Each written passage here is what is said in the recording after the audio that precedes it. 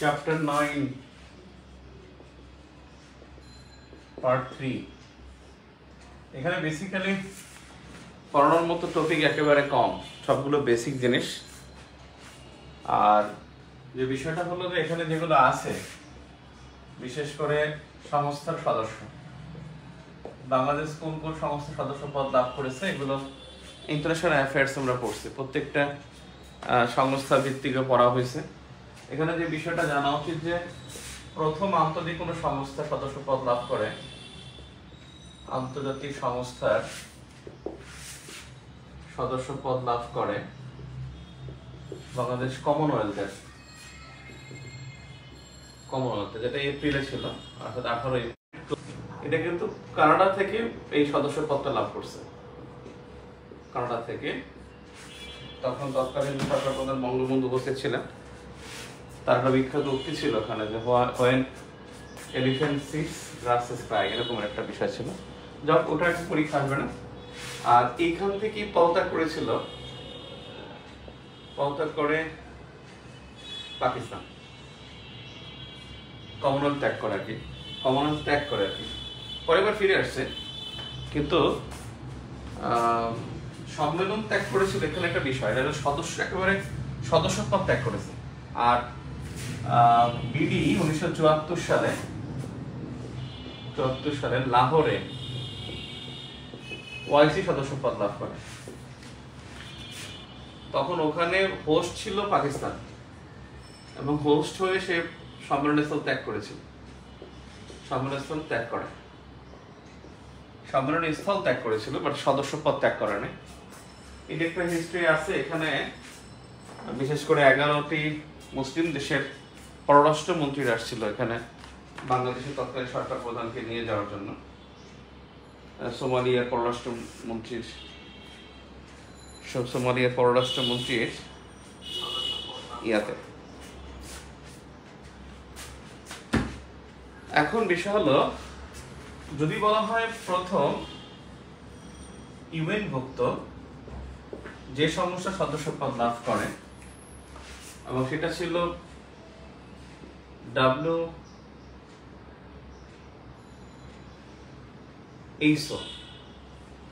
World health organisation. WHO সদস্য পদ বাংলাদেশ জাতিসংঘভুক্ত কোন সংস্থার প্রথম সদস্য পদ হিসেবে WHO সদস্য পদ লাভ করে। WHO সদস্য পদ পেয়েছিল 17 মে 1972, 17 মে 1972। আর যেটা ছিল যে ইউএন ভুক্ত, জাতিসংঘভুক্ত, আর ওয়ার্ল্ড ব্যাংক এবং IMF এই দুটি সদস্য পদ পেয়েছিল 17 অগস্ট 1972। কিন্তু আপনাদের জন্য আসলে গুরুত্বপূর্ণ কোনটা, সেটা হলো এইটা। অবশ্যই যেটা গুরুত্বপূর্ণ সেটা হলো ইন্টারন্যাশনাল ক্রিমিনাল কোর্ট। এটা সদস্য পদ লাভ করেছিল 2010 সালের 23 মার্চ। কারণ এটার অধীনে কিন্তু ইন্টারন্যাশনাল ক্রাইমস ট্রাইব্যুনাল কিন্তু এটার অধীনে, অর্থাৎ আইসিটি, যেটা বাংলাদেশের আইসিটি, এটা প্রতিষ্ঠা হয় 25 মার্চ 2010। আইসিটি যেটা আন্তর্জাতিক অপরাধ ট্রাইব্যুনাল,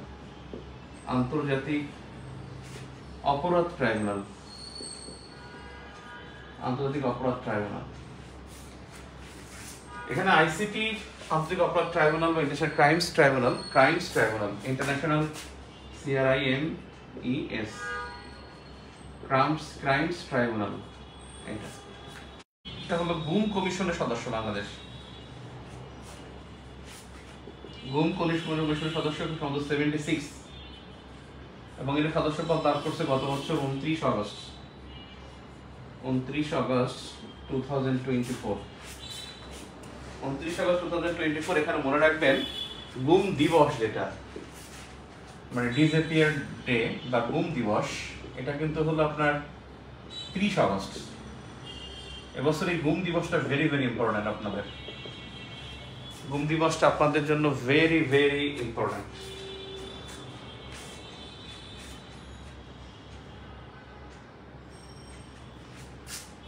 এই গুম কমিশন যেটা, সেটার নাম কিন্তু আপনার international convention on protection for all persons against enforced disappearance.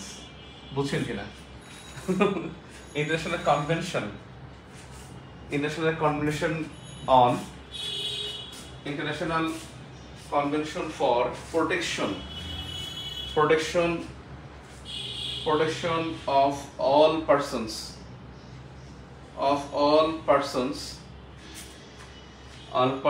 enforced disappearance from enforced disappearance ICPPED অর্থাৎ international convention for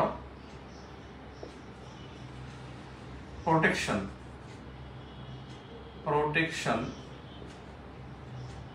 of all persons from enforced disappearance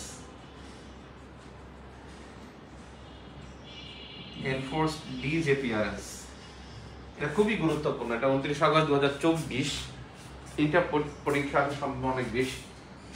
আর সাধারণত মানে গত লিগ গভর্নমেন্টে যেগুলো হয়েছে সেগুলো কিন্তু আসলে যেমন এনডিবি সদস্য হয়েছে 2021 সালে, এই সমস্ত বিষয়গুলো আসলে পরীক্ষায় থাকার সম্ভাবনা খুবই কম, কারণ এখানে হয়তো আসবে একেবারে বেসিক, নয়তো আসবে এই গভর্নমেন্টের বা আফটার লিগ গভর্নমেন্টের যেগুলো হয়েছে সেগুলো থেকে প্রশ্নের সম্ভাবনা বেশি।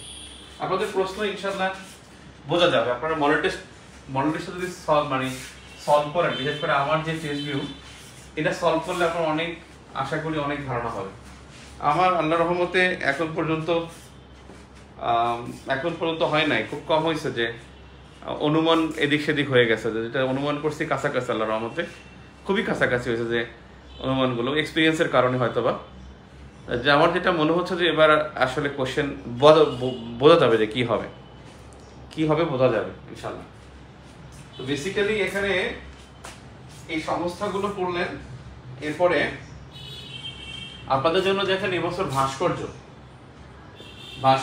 স্থাপত্য, চিত্রকর্ম, এই যে 3টা টপিক আছে, এবং হলো গান, বিভিন্ন গান আছে, নৃত্য আছে, নৃত্য। এবছর দেখবেন আপনার, আমার বিশ্বাস ইনশাআল্লাহ এবছর যে এই যে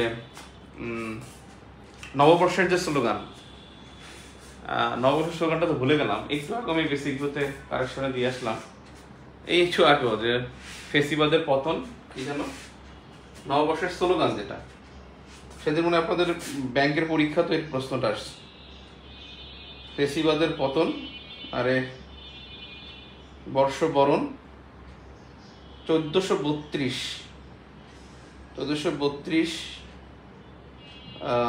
নববর্ষের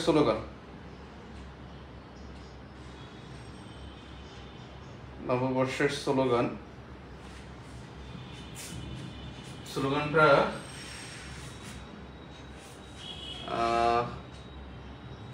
বদলে গেল। মঙ্গল শোভাযাত্রার নামটা পরিবর্তন হয়েছে, এটা দরকার, এর নাম আর মঙ্গল শোভাযাত্রা থাকবে তো নববর্ষবরণ আনন্দ শোভাযাত্রা।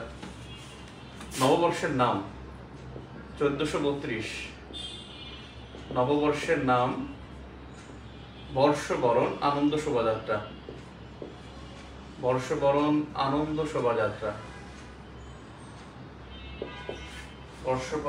শোভাযাত্রা। আর এখানে স্লোগানটা যে ছিল, স্লোগানটার নামটা খুবই সুন্দর, মানে মোটামুটি সুন্দর আর কি, মিলানো। নববর্ষের ঐকতান, ফেসিবাদের অবসান, স্লোগান নববর্ষের ঐকতান, ফেসিবাদের অবসান,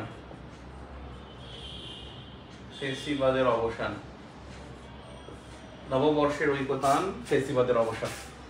নৃত্য আছে, চিত্রকর্ম আছে। এখানে বেসিক্যালি চিত্রকর্ম যেগুলো হতে পারে, এখানে চিত্রকর্ম গুরুত্ব পাবে যে বিষয়টা, সেটা হলো যে জয়নুল আবেদিন, শিল্পাচার্য জয়নুল আবেদিন গুরুত্ব পাবে, এবং তার যে মনপুরে 70 কিন্তু 74 সালে আসছে, এটা আসছে কিন্তু 74 সালে, কিন্তু এটা 74 দুর্ভিক্ষ না, এটা কিন্তু 70-এর ঘূর্ণিঝড়কে নিয়ে, 70-এর ঘূর্ণিঝড়কে নিয়ে। মনপুরা 70 এটা 70-এর ঘূর্ণিঝড়কে কেন্দ্র করে হয়েছে। এই একটা বিষয়। একটা হলো যে স্বৈরাচার বিরোধী যেটা আছে কামরুল হাসানের, স্বৈরাচার বিরোধী যে কামরুল হাসানের কয়েকটা জিনিস আছে। একটা হলো যে বিশ্ব বেহায়া মনে হয়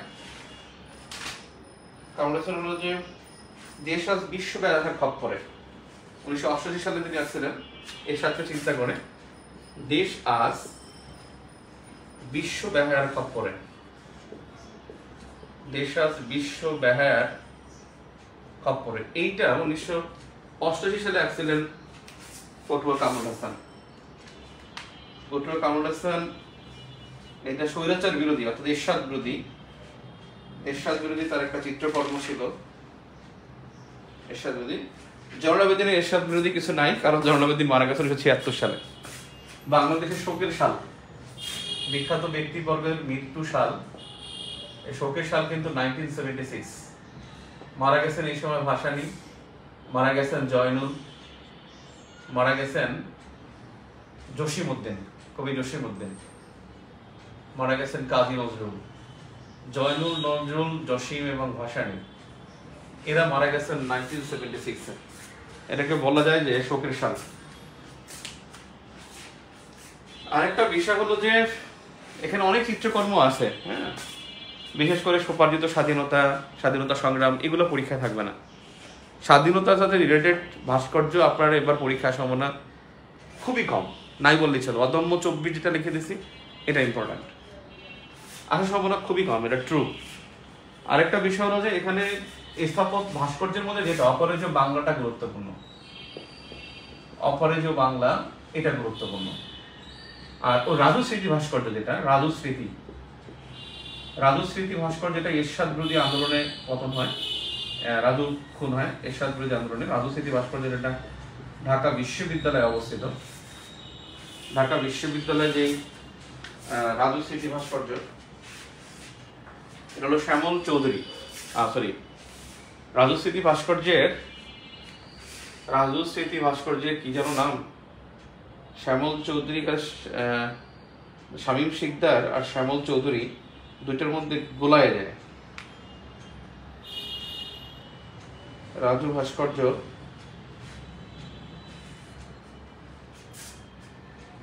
মঈন হোসেন রাজু হত্যাকাণ্ড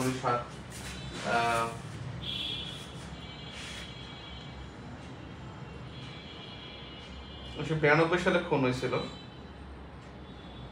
রাজু সন্ত্রাস বিরোধী মিছিলে খুন হয় 1992 সালে।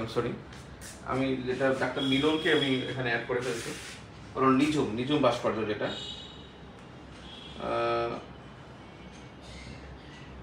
মঈন হোসেন রাজু হলো মঈন হোসেন রাজু। তিনি 1992 সালে শহীদ হন। 1992 সালে খুন হয় সন্ত্রাস বিরোধী আন্দোলনের ছাত্রলীগ এবং ছাত্র দলের মানে মারামারির মাঝে পড়ে মারা যান। আর রাজু স্মৃতি ভাস্কর্য যেটা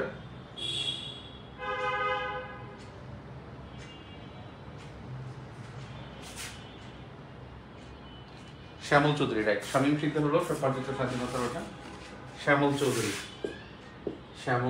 আর শামীম শিকদারের কোনো ভাস্কর্য আসবে কিনা সন্দেহ আছে, কারণ তিনি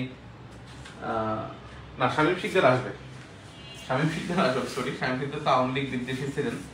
তার ভাই কিন্তু ওই যে ফিরোজ শিকদার, সিরাজ শিকদার, আপনি জানেন যে সিরাজ শিকদার যে খুন হয়েছিল, সিরাজ শিকদার তারই ভাই হলো আপনার শামীম শিকদার।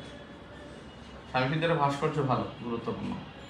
শামীম শিকদারের সিরাজ শিকদার খুন হন বঙ্গবন্ধু সমানে। তো যাই হোক, এখানে বিষয় হলো অপরাজেয় বাংলা কেন বললাম, এটা হলো 1979 সালের 16 ডিসেম্বর এটা উদ্বোধন করেছিলেন জিয়াউর রহমান উদ্বোধন করেন, উদ্বোধক। তবে তার একটা মানে এখানে উদ্বোধন করতে গিয়ে তিনি এটা বিরূপ আচরণের শিকার হন, কিন্তু তিনি উদ্বোধন করছেন, এটাই মূল ঘটনা।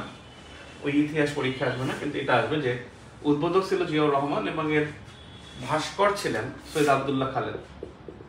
ভাস্কর সৈয়দ আব্দুল্লাহ খালেদ,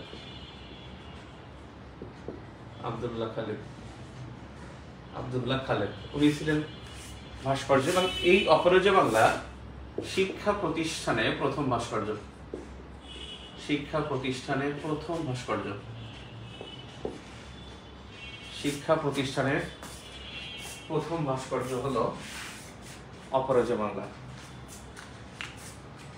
আরেকটা জিনিস, সংসপ্তকিটা ভালো, সংসপ্তক কোনো কিছু না পাইলে ওরা কিন্তু বেসিকে চলে যাবে। সংসপ্তক যেটা হামিদুজ্জামানের, হামিদুজ্জামান এই সংসপ্তক জাহাঙ্গীরনগর বিশ্ববিদ্যালয়। এটা হলো উচ্চতম শহীদ মিনার, এটা কিন্তু স্মৃতিসৌধ না, শহীদ মিনার। 1952কে কেন্দ্র করে সংসপ্তক হয়, সংসপ্তক হয় 1952কে কেন্দ্র করে।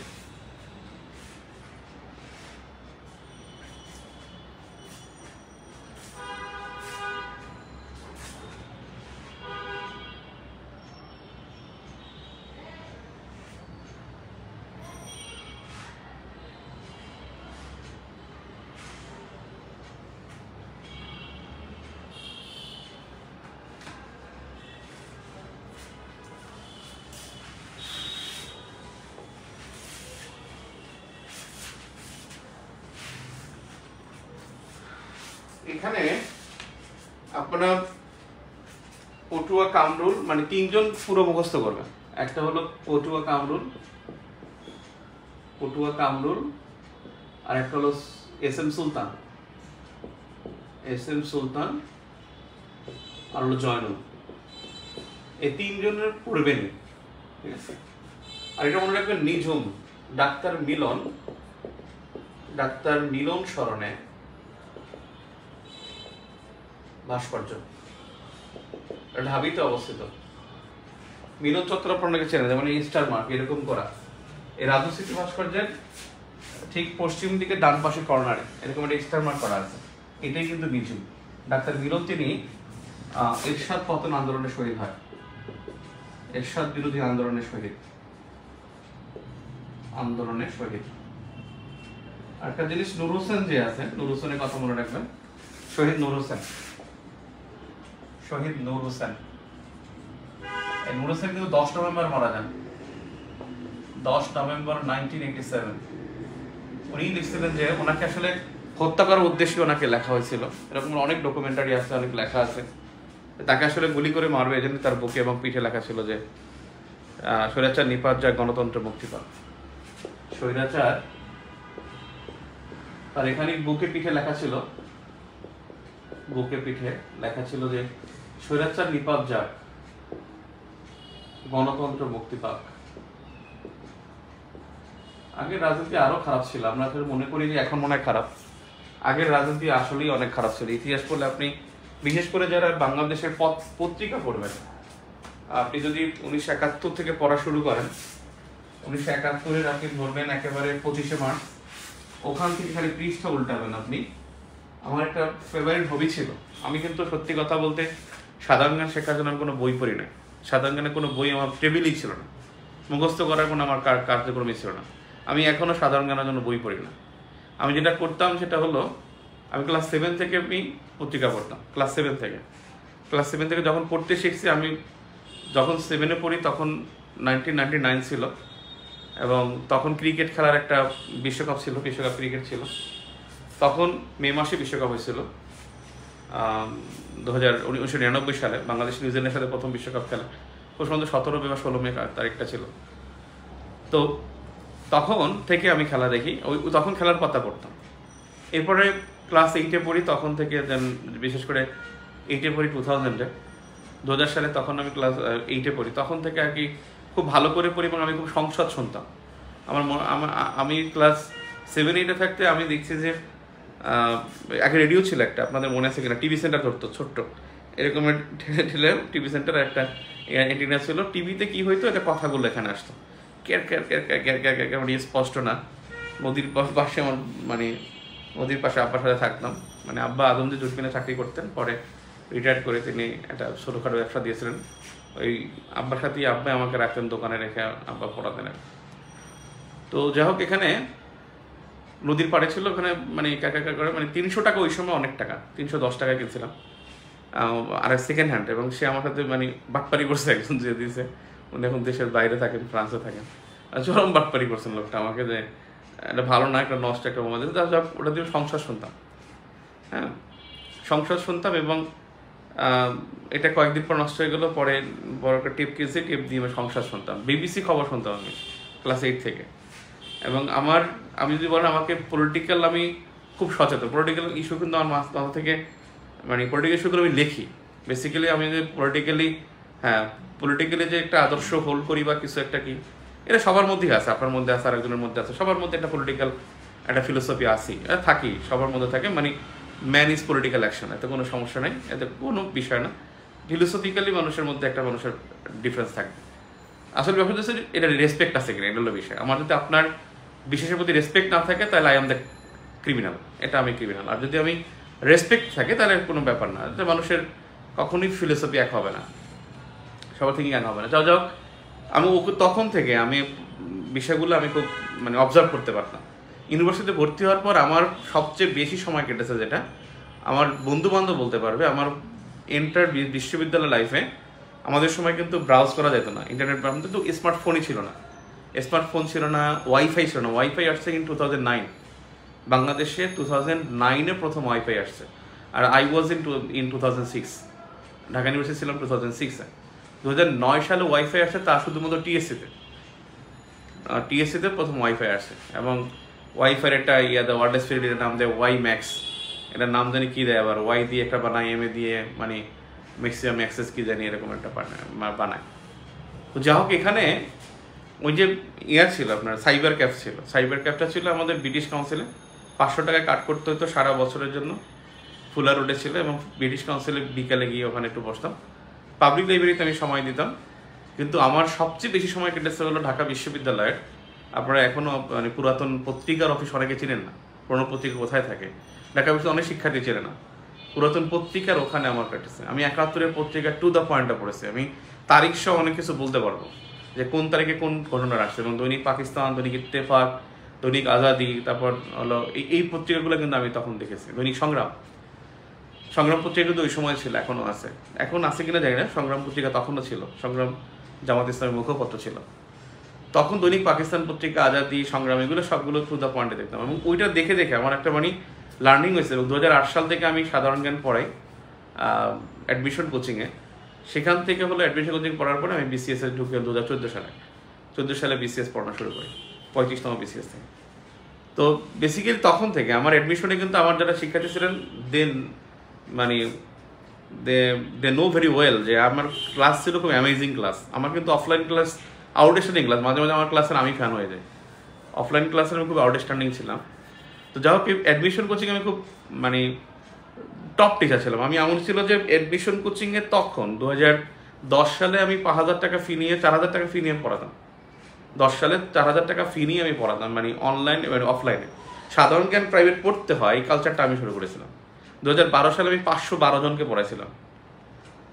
2012 সালে 512 জনকে আমি প্রাইভেট পড়াইছিলাম। এবং তখন আমি খুবই ছোট, কিন্তু তখন মানে ব্যাপক টাকা, 500 জন পড়ানো, ফি 4500, 5,000 টাকা, ব্যাপক টাকা। ওই সময় 20 লাখ, 18 লাখ, 20 লাখ টাকা, অনেক টাকা। তো বেসিক্যালি তখন থেকে আমি আসলে এই বেসিক্যালি এগুলো পড়তাম। ওই যে পত্রিকা পড়তাম, ওই পড়তে পড়তে আমার ওই হিস্ট্রি চলে যেত। আমি ছয় দফা পড়তে গেলে আমি 60 সালের পত্রিকা গিয়ে খুঁজে 6 দফার ইতিহাস পড়তাম। যুক্তফ্রন্ট পড়তে গেলে 54 সালে পত্রিকা পড়তাম। মানে ঢাকা বিশ্ববিদ্যালয়ের সেন্ট্রাল লাইব্রেরিতে প্রথম পত্রিকা অফিসে সিন্স 1948, 1948 সাল থেকে প্রত্যেকটি পাতা ছিল, পাতা এখনও আছে। এবং ওগুলো আমি বের করে পড়তাম। এবং সেজন্য আমি ইতিহাস যদি কেউ দেখে, বিশেষ করে 71-এর পর 72, 73, 74, 75, আপনি দেখতে আসবেন। আপনি যখন 91 পর্যন্ত আসবেন, দেখবেন আসলে that was not easy. Bangladesh একটা ইজি একটা কান্ট্রি ছিল না, মানে সুশাসন তো ছিলই না। এবং আপনি দেখবেন হত্যাকাণ্ডে ভরা ছিল। এমন কোনো দেশ ছিল না যে এমন কোনো মানে পাবেন না যে হত্যাকাণ্ড হয় না। এবং ঢাকা বিশ্ববিদ্যালয় কেন, বিশ্ববিদ্যালয়ের শিক্ষাঙ্গনগুলো ছিল অস্ট্রের ক্যান্টনমেন্ট, মিনি ক্যান্টনমেন্ট ছিল একটা বিশ্ববিদ্যালয়। সেটা কিন্তু অনেকটা মানে রিমিট হয়েছে। আপনারা আপনাদেরকে যতই যে বলুক যে আপনারা খুব খারাপ, এটা সেটা, এই জেনারেশন এটা এটা, আসলে আপনারা কিন্তু মানে অনেক ভালো। কিন্তু কথা হচ্ছে যে আপনাদের তো ওই সময় তো ফেসবুক ছিল না, এখন তো ফেসবুক আছে, এর জন্য খুব দ্রুত একটা ফ্ল্যাশ হয়।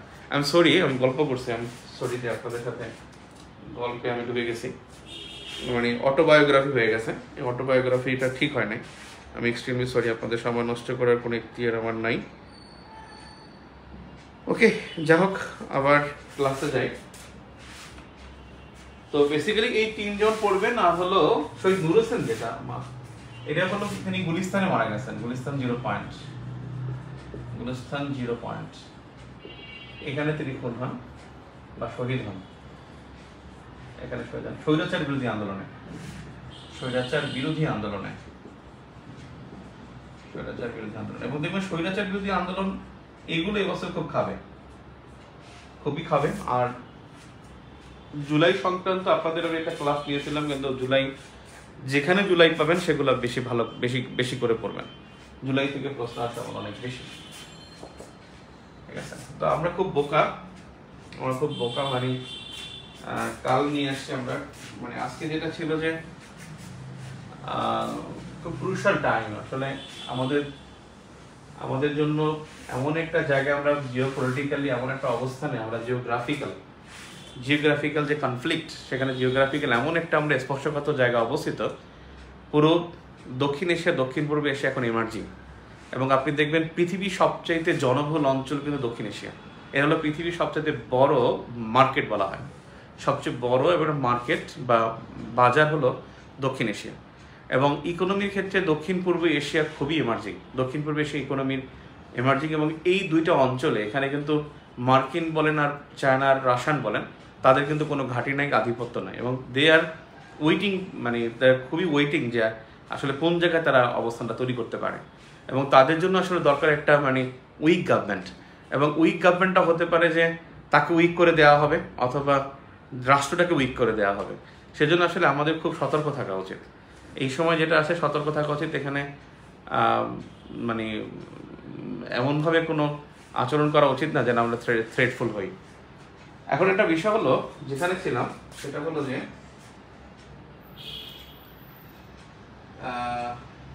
আমরা যে যুদ্ধে জড়াচ্ছি আল্লাহ জানে, তবে এটা একটুখানি দেখা গেল যে খবর পেলাম যে রাশিয়া এবং চাইনিজ আর্মি তারা মিয়ানমারে অবস্থান করছে, তাদের হাই অফিসিয়ালস, বাংলাদেশও ইউএস আর্মির অফিসিয়ালসরা আছেন।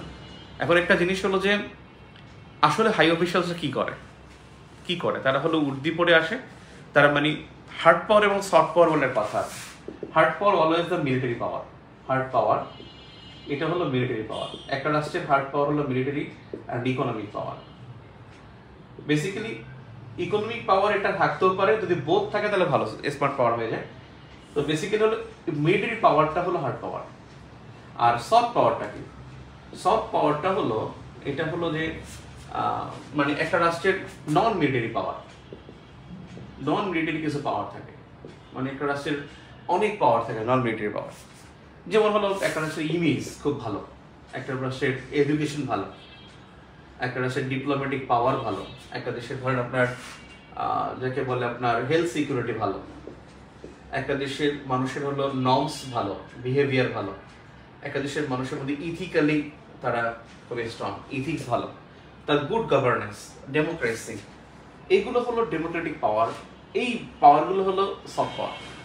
একটা রাষ্ট্রের সফট পাওয়ার হলো এগুলো যে ইথিক্স, দেয়ার ইথিক্স, তার নর্মস, বিহেভিয়ার, ইমেজ, তারপর হলো তাদের যেটাকে বলে সার্ভিস বা সেবা, এই ডিপ্লোম্যাটিক পাওয়ার, এডুকেশন, এই জিনিসগুলো হলো একটা রাষ্ট্রের সফট পাওয়ার।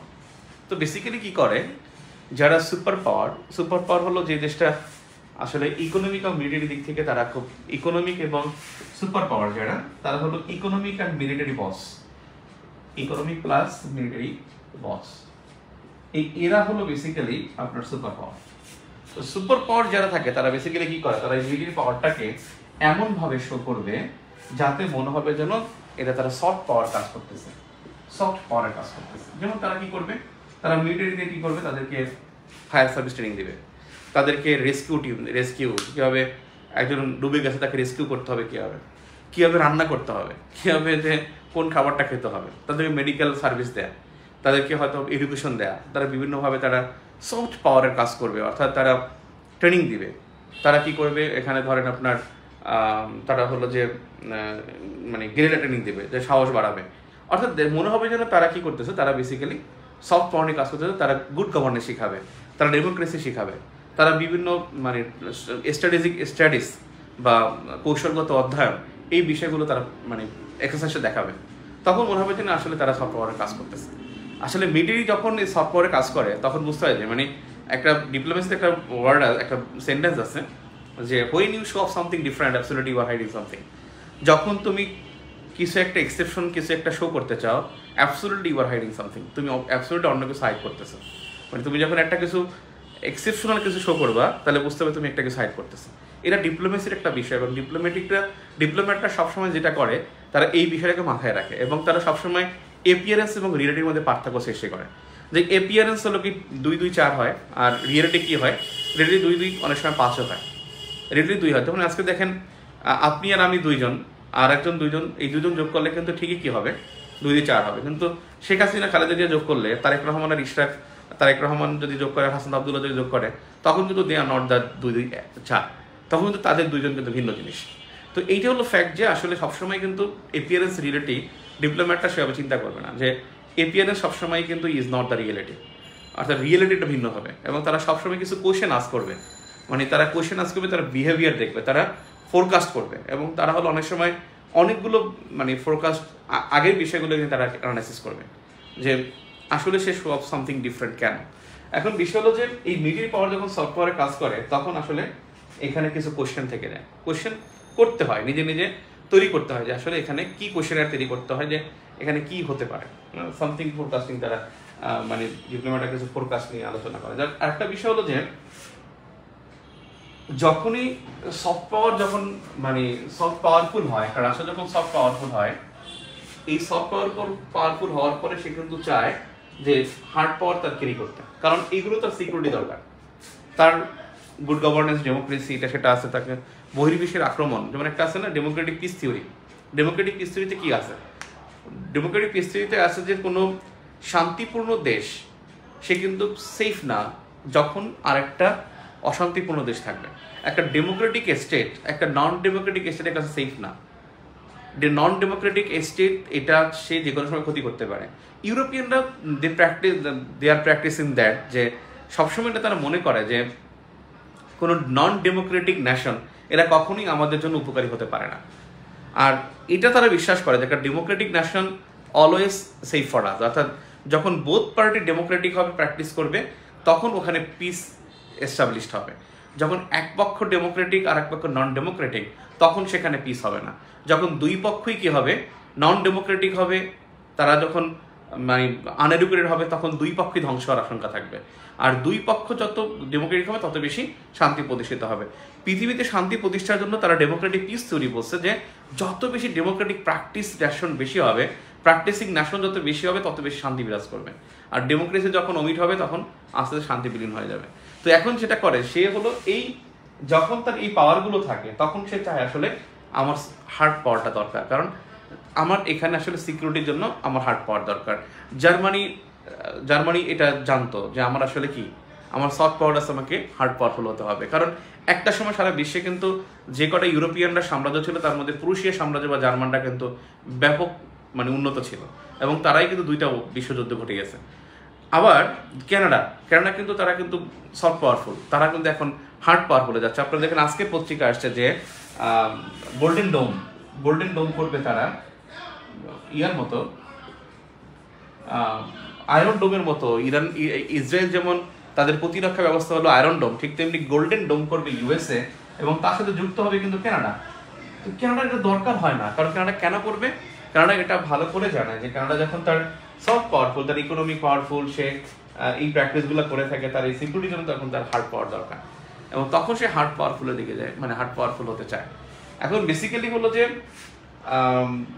বাংলাদেশে একজন প্রশ্ন করছে আসলে যুদ্ধ জড়াচ্ছি কিনা, আমরা যুদ্ধে জড়াচ্ছি কিনা এমন একটা বিষয় হলো যে এখানে যুদ্ধ জড়াতে হলে আমাদের কোনো উইলনেস না থাকলে এখানে যুদ্ধ হবে না।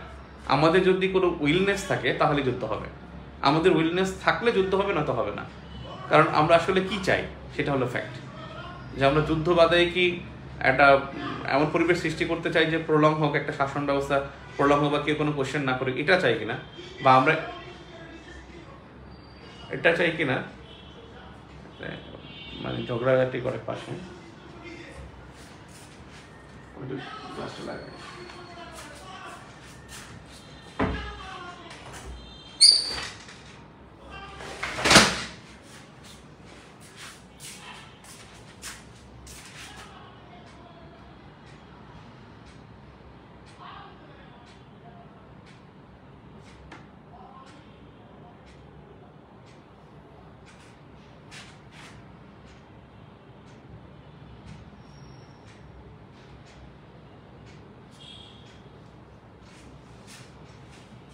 এখন যে বিষয়টা ছিলাম সেটা হলো যে আমাদের একটা আছে মিডিয়া, এরপরে যে টপিকটা আছে মিডিয়া, আরেকটা বিষয় হলো গণমাধ্যমের বিষয়। গণমাধ্যম, এখানে আমাদের কিন্তু কিছু সংবাদ সংস্থা আছে। বাংলাদেশের সংবাদ সংস্থা আমরা শুধু মনে করি যে বাসস মনে হয়, বাসস বাংলাদেশ সংবাদ সংস্থা।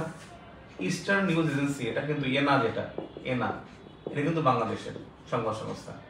তারপরে আমাদের কিন্তু আরেকটা আছে, সেটা হলো সংবাদ সংস্থা, সেটা হলো আপনার তরঙ্গ নিউজ,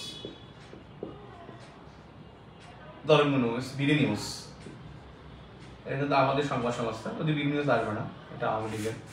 তরঙ্গ নিউজ, এনা, বাসস, তারপরে হলো আপনার আরেকটা আছে ব্লিটজ, এটা কিন্তু বাংলাদেশের সংবাদ সংস্থা, প্লাস হলো ম্যাগাজিন, আনন্দ ম্যাগাজিন, যেটা ব্লিটজ, এনা,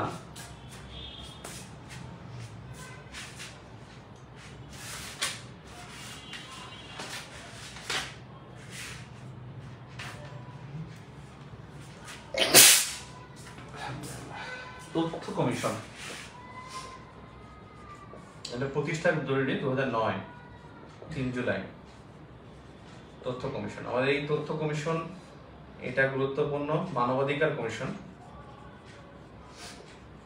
মানবাধিকার কমিশন কিন্তু আমাদের প্রতিষ্ঠা হয় 1 ডিসেম্বর 2008। মানবাধিকার কমিশন 1 ডিসেম্বর 2008, আর 3 জুলাই 2009 হলো তথ্য কমিশন। দুইটাতেই 3 জন করে সদস্য থাকে। আমাদের সবচেয়ে বেশি press institute of Bangladesh, press institute of Bangladesh, যেটা 1976 সালে হয়। সাংবাদিকদের প্রশিক্ষণ, PIB, PIB, press institute of Bangladesh, press institute of Bangladesh, PIB 1976 এ হয়। আর 1972 তে প্রতিষ্ঠা হয় সংবাদ সংস্থা বাসস, বাসস প্রতিষ্ঠা হয়। বাসসকে ইংলিশে কিন্তু বলে বিএসএস, এটা মনে রাখেন, বাংলাদেশ সংবাদ সংস্থা। 1972 সালে প্রতিষ্ঠা হয়। প্রেস ইনস্টিটিউট অফ বাংলাদেশ 1973 সালে, এটা গণমাধ্যমদের প্রশিক্ষণ দেয়, গণমাধ্যম প্রশিক্ষণ ইনস্টিটিউট, গণমাধ্যম প্রশিক্ষণ ইনস্টিটিউট 1976 সাল। আমাদের টিভি চ্যানেল, টিভি চ্যানেল আমাদের কয়টা, এটা একটা প্রশ্ন আসছিল একবার। আমাদের টিভি চ্যানেল কিন্তু, সরকারি টিভি চ্যানেল কিন্তু 5টা, আর বেসরকারি টিভি চ্যানেল এটা হলো 45। বেসরকারি টিভি চ্যানেল 45। আমাদের রাষ্ট্রীয় বেতার কিন্তু একটা, রাষ্ট্রীয় বেতার যেটা বাংলাদেশ বেতার একটা। আর যদি বলা হয় সরকারি বেতার, সরকারি বেতার হলো 14টা, সরকারি বেতার হলো 14টা। তো গণমাধ্যমের আছে, আর পুরনো পত্রিকা আছে। পুরনো পত্রিকা ভাই এগুলো আমি পড়াই দেবো না, এগুলো মুখস্থ করবেন, ডিরেক্ট মুখস্থ। আর আমি ইসের ব্যাখ্যায় আমি বুঝাই দেবো, যে ব্যাখ্যায়, যে প্রশ্নের ব্যাখ্যায়। আমাদের এই নবম অধ্যায় চ্যাপ্টার 9 এর উপর পরীক্ষা, এই পরীক্ষাটা হবে শনিবার, শনিবার রাত 9টায় ইনশাল্লাহ, রাত 9টায়। আগামীকালে কোনো ক্লাস নাই, শুক্রবার বন্ধ, শুক্রবার বন্ধ। আমার নিজেই ব্যস্ত থাকবে একেবারে রাত 10টা পর্যন্ত আগামীকালকে ইনশাল্লাহ, আল্লাহ বাঁচার। এখানে 44তম ভাইবা ব্যাচের মক ভাইবা হবে। তো এখানে শুক্রবার বন্ধ, শনিবার রাত 9টায় আপনাদের সাথে পরীক্ষার পরবর্তী ক্লাসে দেখা হবে। আপনাদের কোনো কোয়েশ্চেন থাকলে কোয়েশ্চেন করতে পারেন। আমাদের টু দ্য পয়েন্টে পড়বে। হ্যাঁ, আমাদের আবার রিভিউ পরীক্ষাগুলো শুরু হবে 1 তারিখ থেকে।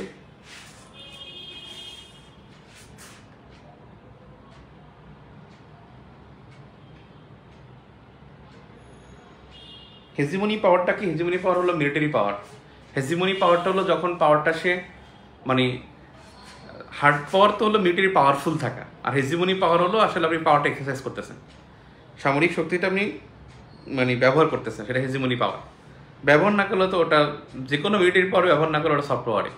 যখন আপনি মানে গণতান্ত্রিক পুনরুদ্ধারে কাজ করবেন, জনসেবায় কাজ করবেন, ঘূর্ণিঝড়ে গিয়ে সাহায্য দিবেন, তখন তো আপনি সফট পাওয়ার হিসেবে কাজ করতেছেন। রাষ্ট্রীয় সরকারের মধ্যে পার্থক্য কি? খুব ভালো প্রশ্ন করছেন আলামিন। রাষ্ট্রীয় এবং সরকারি এর মধ্যে পার্থক্য কি? রাষ্ট্রীয়টা মনে রাখবেন, রাষ্ট্রের দায় হলো তার রাষ্ট্রপতির আন্ডারে যে থাকে, রাষ্ট্রের সাথে যার জড়িত, অর্থাৎ রাষ্ট্রপতির সম্পূর্ণ এখানে এখতিয়ার থাকে। আর সরকারি যেটা হলো সরকারি সিদ্ধান্তের উপরে পরিচালিত হয়। গভর্নমেন্ট বিভিন্ন ডিসিশন নেয়, সে ডিসিশনের উপরে পরিচালিত হয়। যেমন Bangladesh bank is not the সরকারি ব্যাংক। বাংলাদেশ ব্যাংক কিন্তু সরকারি না। বাংলাদেশ ব্যাংক এমন যে ওর মতো ও পূর্ণ স্বায়ত্তশাসিত একটি প্রতিষ্ঠান। আর স্বায়ত্তশাসিত প্রতিষ্ঠান মানে হলো যে নিজের আয় দিয়ে নিজে চলবে এবং সে সরকারের নির্দেশনা সে অনুসরণ করবে, তবে সে নিজস্ব নীতি প্রণয়ন করতে পারবে। সরকারের নীতি অনুসরণের পাশাপাশি নিজস্ব আইন বা নীতি প্রণয়ন করতে পারবে। এইটা তার হলো এখতিয়ার আছে, এবং সে আইন করতে পারবে, নীতি প্রণয়ন করতে পারবে। এই এখতিয়ার থাকলে সে স্বায়ত্তশাসিত, ঠিক আছে, এবং রাষ্ট্রীয়। টেক্সটবুক কাজ চলতেছে, ভূগোলের ক্লাস কি পাবো ভাই? ইনশাআল্লাহ চেষ্টা করব। ইউএস আর্মি গতকাল রেস্কিউ করতেছে। হ্যাঁ, ইকোনমি কি সফট পাওয়ার? না, ইকোনমিক যেটা আসলে ইকোনমিকটা এমন যে ইকোনমিক পাওয়ারফুল না হইলে মিলিটারি পাওয়ারফুল হওয়া যায় না। মিলিটারি পাওয়ারফুল হওয়ার পিছনে প্রধান কারণ থাকতে পারে ইকোনমিক পাওয়ার। এই জন্য ইকোনমিক পাওয়ারকে আসলে পুরোপুরি মিলিটারি পাওয়ারও বলা হয় না, আবার সফট পাওয়ার তো বলাই হয় না। ইকোনমিক পাওয়ার তো এমন যে পাওয়ারটাতে আপনি অনেক কিছু করতে পারতেছেন, তার মানে economic power is not the soft power, ঠিক আছে। তার মানে কি হার্ড পাওয়ার বেসিক্যালি মিলিটারি পাওয়ার, আর মিলিটারি পাওয়ারের সাথে ইকোনমিক পাওয়ার অবশ্যই আছে, এটা বোঝা যায়। মানে ইকোনমিক পাওয়ার নেভার বি মানে সফট পাওয়ার। এটা হইতে পারে মেবি, এটা মিলিটারি মানে হার্ড পাওয়ার হতে পারে। মিয়ানমারের বাংলাদেশ নিয়ে, ইউএস এবং চায়না রাশিয়া নিয়ে যা মনোভাব, সেটা নিয়ে একটু বলেন স্যার। বেসিক্যালি এখানে ইউএসএ যেটা আসলে আমরা যেটা এপিএস এবং রিটির মধ্যে মনে করি, আসলে এখন লেখা যায় না। লিখলে তো আপনি মনে করেন সরকারের বিপক্ষে গেলে আপনি ফেসবুকে দোষর হয়ে যান, এবং কি গালিগালাজ যে হয়, কত কিছু লিখেও মানে করে দেই, হাইড করে দেই, ডিলিট করে দেই। যেমন যখন মানে চায়না গেলেন, প্রফেসর ইউনুস যখন চায়না গেলেন তখন কথাবার্তা হলো, এবং চায়না থেকে যখন পিউসে গেলেন তার পরপরই 1 সপ্তাহের ব্যবধানে যে 1,80,000 রোহিঙ্গা নিয়ে যাবে। আমি হাসছি, খুব প্রাণ ভরে হাসছি, যে বেসিক্যালি হলো যে কখনোই পশ্চিমা বিশ্ব চাইবে না যে চীনের মাধ্যমে কোনো প্রবলেমে সলভ হোক। চীনের মাধ্যমে সলভ হয়েছে ইরান এবং সৌদির মধ্যে সম্পর্ক, দেখেন নাই 2023 সালে মার্চ মাসের 10 তারিখে যে সৌদি এবং ইরানের রাষ্ট্রদূতরা বেইজিং গিয়ে তাদের মধ্যে সম্পর্ক পুনরুদ্ধার করছে। তার মানে এইটা কিন্তু পশ্চিমারা ভালোভাবে নেয় না, এবং খুব ভালোভাবে এটা সমালোচনা হয়েছে, পশ্চিমারা করে থাকে। 2022 সালে যখন চায়নার মাধ্যমে যখন রোহিঙ্গাদেরকে নিয়ে যাওয়ার চেষ্টা করছিল, 23 সালে বিশ্বব্যাংকের একটা পাইলট প্রজেক্টের অধীনে, তখন কিন্তু পশ্চিমারা জাস্ট নিউজ করে দিছে যে মানে এটা জোরপূর্বক ফোর্সফুলি যে চীনের মাধ্যমে চীন ফোর্সফুলি এখানে রিপেট্রিয়েশন করতেছে, মানে কন্ডিউসিভ সামথিং এর একটা ওয়ার্ড ইউজ করছে, যে স্বেচ্ছায় হচ্ছে না। চীনের মাধ্যমে রোহিঙ্গা সমস্যার সমাধান হবে, এটা কখনোই পশ্চিমারা চাইবে না। পশ্চিমা মানে ইউরোপ এবং ইউএসএ চাইবে না।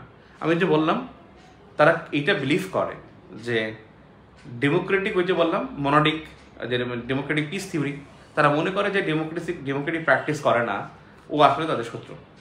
এবং তারা হলো কি আসলে তারা হলো কি মানে ভয়ঙ্কর, এবং তারা শিট হোল, যেটাকে জঘন্য বলছিল ট্রাম্প একসময় বলছিল যে শিট হোল, অর্থাৎ ডেমোক্রেসি নাই, তার মানে তার মধ্যে অনেক কিছু নাই।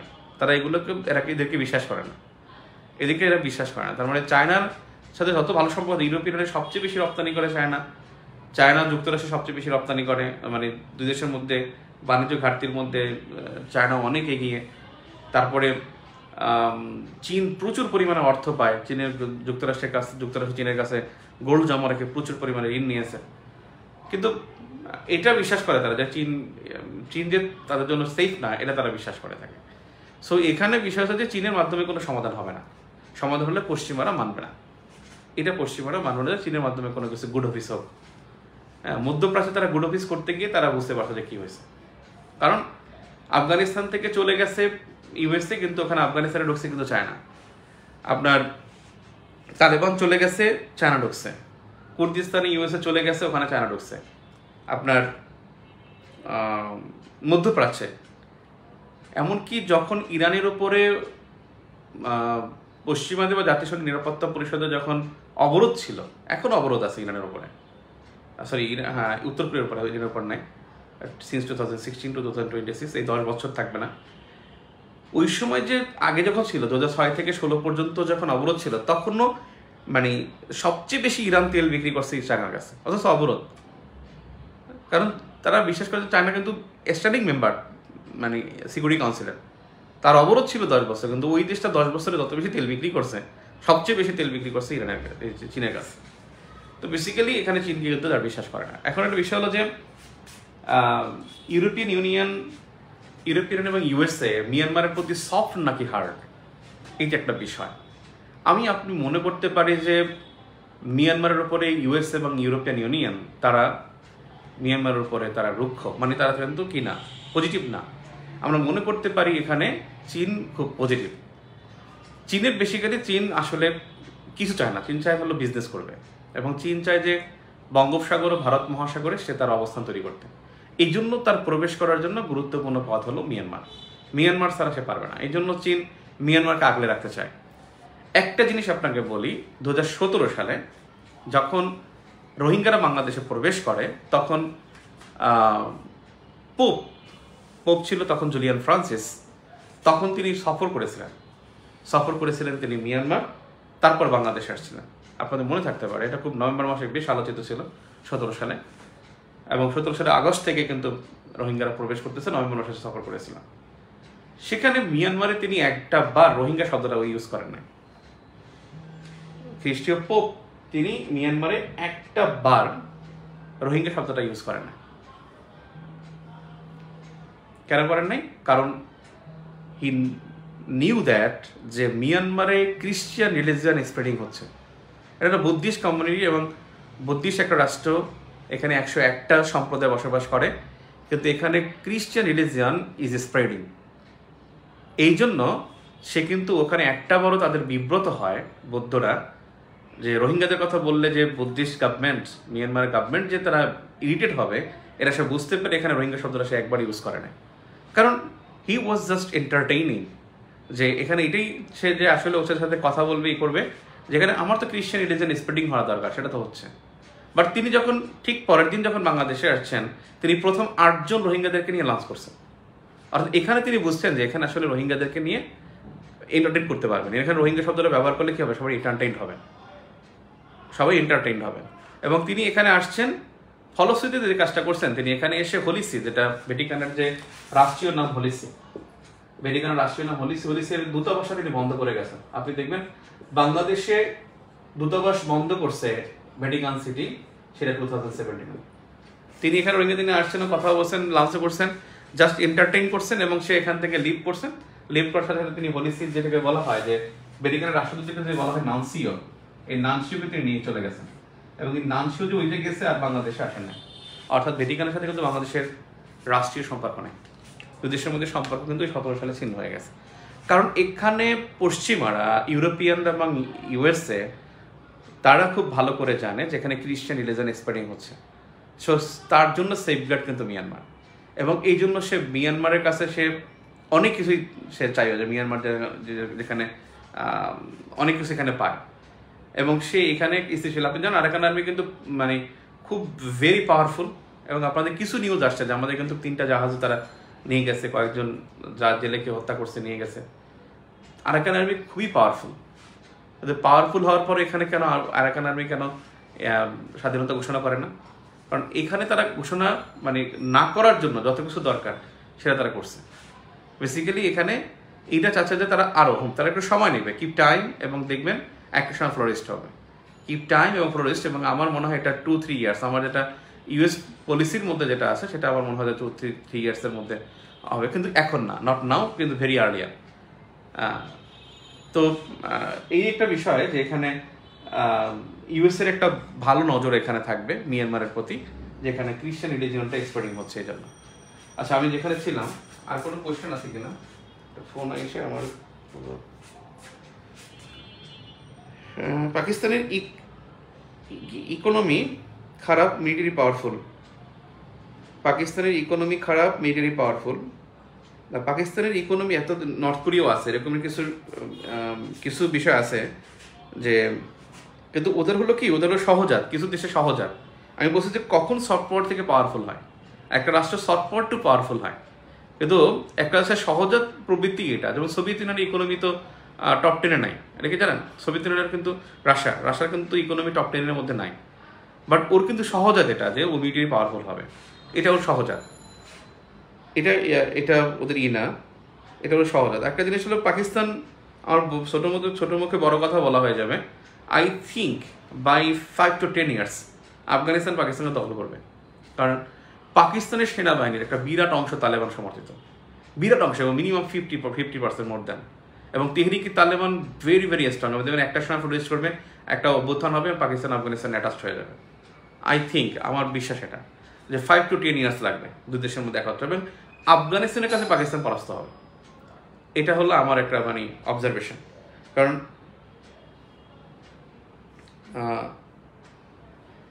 এটা হলো আমার একটা অবজারভেশন, তারা পাওয়ারফুল হবে আর কি। আচ্ছা, এনি কোয়েশ্চেন সো ফার?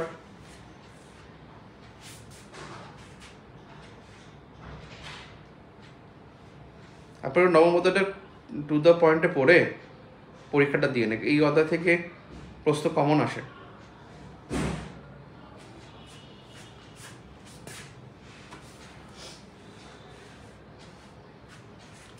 ঠিক আছে, একটা বিষয় হলো যে এখানে মানে কোনটা জানিয়েছিলাম, হ্যাঁ, তবে যেটা পারতো মানে বাংলাদেশ যেটা পারতো যে 2017-24 সালের অক্টোবর নভেম্বরের দিকেই আরাকান আর্মির সাথে নেগোসিয়েট করতে পারতো। নেগোসিয়েশন করাটা ওই সময় জরুরি ছিল, কারণ বাংলাদেশের তো দায় থাকতো না, নিউ গভর্নমেন্ট, সেক্ষেত্রে তারা আরাকান আর্মির সাথে নেগোসিয়েশন করতে পারতো।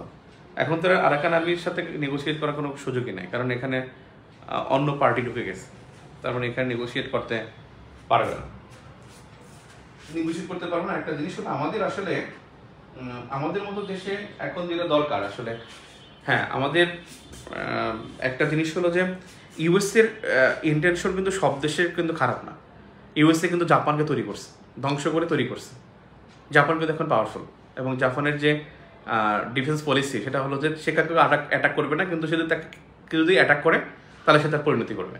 জাপান ইজ নট মানে এত জেন্টেল ছিল না, জাপান ওয়াজ ফেরোসাস, এতটা ছিল যে আপনি চিন্তা করেন চীনকে দখল করছিল দ্বিতীয় বিশ্বযুদ্ধের সময়, এবং চীনকে দখল করে তাকে মাঞ্চুরিয়া নাম দিয়ে দিয়েছে।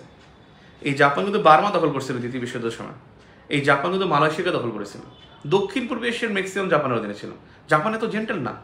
জাপান হিরোশিমা নাগাসাকি থাপ্পড় খায়া, যখন সে 5টা থাপ্পড় খাইছে, হিরোশিমা থাপ্পড় খাইছে, নাগাসাকি থাপ্পড় খাইছে, ওকিনাওয়া চলে গেছে, নিজের সংবিধানটা ইউএসএ লিখে দিছে, তখন সে বুঝতে পারছে যে আসলে এখন সে থ্যাঙ্কস একজন দিলে, একবার দিলে 3বার থ্যাঙ্কস দেয়, সে 3বার থ্যাঙ্কস দেয়, মাথা নিচু করে থ্যাঙ্কস দেয়, এবং এখন সে খুব জেন্টেল। আসলে এতটা জেন্টেল কিন্তু জাপান ছিল না। এই জাপান ধ্বংস করে কিন্তু তৈরি করছে যে ইউএসএ। দক্ষিণ কোরিয়াকে সে তৈরি করছে, ভিয়েতনামকে, এই দক্ষিণ ভিয়েতনাম উত্তর ভিয়েতনাম যুদ্ধ, ভিয়েতনামকে ধ্বংস করে দিয়ে ভিয়েতনাম কিন্তু এই ইউএসএ কিন্তু তুলে নিয়ে আসছে। 1965 সালে ইন্দোনেশিয়া মালয়েশিয়ার যুদ্ধের পর মালয়েশিয়া থেকে সিঙ্গাপুরকে স্বাধীন করে সিঙ্গাপুর কিন্তু সে গ্রেট ইকোনমি বানাইছে। এখন মাথাপিছু আয়ের মধ্যে টপ 3 কান্ট্রিজের মধ্যে একটা কিন্তু সিঙ্গাপুর, এটা কিন্তু ইউএসএ তৈরি করছে। এখন ইউএসএ বেসিক্যালি সব জায়গায় সে যে করবে সেটা না, সে কিন্তু সব জায়গায় ওরকম জাপান ভিয়েতনাম সে বানাতে পারে। এখন বাংলাদেশেও কিন্তু জাপান ভিয়েতনাম বানানোর মতো তার প্রচুর রিসোর্স আছে। বাংলাদেশের সবচেয়ে বেশি শক্তি যেটা, সেই শক্তিটা হলো যে সুপেয় পানি, মিষ্টি পানি। বাংলাদেশের মতো জায়গায় এত মিষ্টি পানি পৃথিবীর কোথাও নেই, এবং এটা এই সুপেয় পানি বা মিষ্টি পানি এটাই বাংলাদেশের বিশাল অ্যাসেট। শিল্পায়নের জন্য বলি বা যোগাযোগ ব্যবস্থার জন্য বলি বা হলো যে বিশুদ্ধতার জন্য বলি, এটা একটা বিশাল অ্যাসেট। তারপরে বাংলাদেশে যে এখানে করা সম্ভব না তা না, অবশ্যই সম্ভব। কিন্তু একটা ফ্যাক্ট ইজ দ্যাট যে বাংলাদেশ আসলে কোরিয়ার মতো একটা উপদ্বীপ না, জাপানের মতো একটা দ্বীপরাষ্ট্র না, আর ভিয়েতনামের মতো এত বিশাল একটা মানে সমুদ্র বেষ্টিত একটা অঞ্চল না। তাহলে বাংলাদেশ কিন্তু একটা ফানেল আকৃতির। বাংলাদেশকে এখনো সমুদ্র সীমা থেকে আসতে হলে মিয়ানমার আর ইন্ডিয়া ধরে দিলে বাংলাদেশ কিন্তু সমুদ্র সীমা কিন্তু বের হতে পারে না এখনো, যদি ধরা হয়। এবং যদি তারা যদি মানে আমরা শুধুমাত্র মহিষপানের কারণে একটু বেঁচে যাচ্ছে, আমাদের ফানেল আকৃতির একটা ভূখণ্ড আমরা। আমাদের তিন দিকে ইন্ডিয়া, একদিকে ভারত মহাসাগর, এই বঙ্গোপসাগর। তার মানে আমাদের জিওগ্রাফিক্যাল লোকেশন কিন্তু ওদের মতো না। এখন বিষয় হলো যে আমাদের বন্দরের ব্যবস্থাপনায় ডিপি ওয়ার্ল্ড অনেক দেশে, মোর দ্যান 70 কান্ট্রিজ, তাদের কিন্তু 70 পোর্টস, কান্ট্রিজ না 70 পোর্টস তারা কিন্তু এখানে ইজারা নিয়ে আছে। এখন সেসব দেশ তো উন্নত, বেলজিয়াম বলি, ইন্ডিয়া বলি, তো উন্নত এবং তারা আছে। কিন্তু ব্যাপারটা হলো যে বেলজিয়ামের চায়না নাক গলাবে না, যেখানে ফ্ল্যাগশিপ ডিপ্লোমেসি, চায়নার ফ্ল্যাগশিপ ডিপ্লোমেসির উদ্দেশ্যই হলো যে বন্দরের ইজারা গ্রহণ। সে শ্রীলঙ্কার হাম্বানাতোতা বন্দর ইজারা নিয়েছে, মিয়ানমারের কিয়াকফু বন্দর ইজারা নিয়েছে, সে পাকিস্তানের গদার বন্দর নিয়েছে, সে কেনিয়ার মোম্বাসা বন্দর ইজারা নিয়েছে। তার কাছে খুবই চাহিদা হলো চট্টগ্রাম, মংলা, পায়রা অথবা হলো আপনার মহেশখালীর যে এটা মাতারবাড়ি, একটা বন্দর সে ইজারা চায় এবং বেকুল হয়ে চায়। সে পাগলের মতো হাসিনাকে সে ডিস্টার্ব করতো এই চায়না। এবং চায়না কিন্তু পায়রা কিন্তু এখনো খনন কাজটা করে, পায়রা খনন কাজ কিন্তু চায়না করতেছে। চায়না কিন্তু সোনা দিয়ে চেয়েছিল, বিশ্বব্যাংক এবং চায়নার মধ্যে একটা মারামারি হলো, পরে সোনা দিয়ে বাদ দিয়ে পায়রা নিয়ে গেল, পায়রা থেকে ওর মাতার বাড়ি গভীরতম নিয়ে গেল। এখন বিষয় হলো যে এখানে তো চায়নার ইন্টেনশন আছে, এই জন্য তো আসলে আমাদের এই রিস্কটা এখন নেওয়াটা উচিত না। আমাদের ইকোনমির জন্য আমরা সবচেয়ে বেশি ইম্পোর্ট করি চায়না থেকে। হ্যাঁ, এক্সপোর্ট আমরা ইউএসএতে করি, যুক্তরাষ্ট্রে আমরা এক্সপোর্ট করি, এটা ট্রু। কিন্তু আমরা কিন্তু সবচেয়ে বেশি আমদানি চায়না থেকে করি। আমাদের এখানে ইনভেস্টমেন্ট বেশি, আমাদের শেয়ার বাজারে প্রচুর পরিমাণে ইনভেস্টমেন্ট কিন্তু চায়না, যেটাকে এফপিআই বলে, ফরেন পোর্টফোলিও ইনভেস্টমেন্ট, এটা কিন্তু সবচেয়ে বেশি হলো চায়না। তার মানে আমরা কিন্তু আমাদের ব্যাংকিং ব্যবস্থার একটা বিরাট জায়গা কিন্তু চায়নার দখলে, আমাদের অবকাঠামোগত চায়নার দখলে। ব্যাপারটা হলো যে চায়নার একটা বড় ইন্টেনশন আছে। আপনি এখান থেকে ছুটতে হলে কিন্তু আস্তে আস্তে ছুটতে হবে। আপনি হুট করে করলে এটা আমাদের, বিশেষ করে এখন ট্রেড ওয়ার চলতেছে, এই সময়টা খুব সেন্সিটিভ টাইম, এবং এই সেন্সিটিভ টাইম আমার মনে হয় যে সতর্ক হওয়াটা জরুরি ছিল। এটা ডিপ্লোমেসিতে এক জিনিস চিন্তা করবে, ইকোনমিক্স এক ধরনের চিন্তা করবে, এটাই আসলে পলিসি। কিন্তু বেসিক্যালি হলো যে স্ট্র্যাটেজিতে তর্ক হবে, আলোচনা হবে, তারপরে যেটা সবচেয়ে মানে সেফ হবে সেটাই সিদ্ধান্ত নেবে। একটা রাষ্ট্রের পলিসিগুলো নেওয়া তো ইজি না, এত চিন্তা করে নেওয়া যায় না। খুব আপনি একটা জিনিস চিন্তা করেন, আমাদের বন্দর সক্ষমতা আমরা 100তম ছিলাম।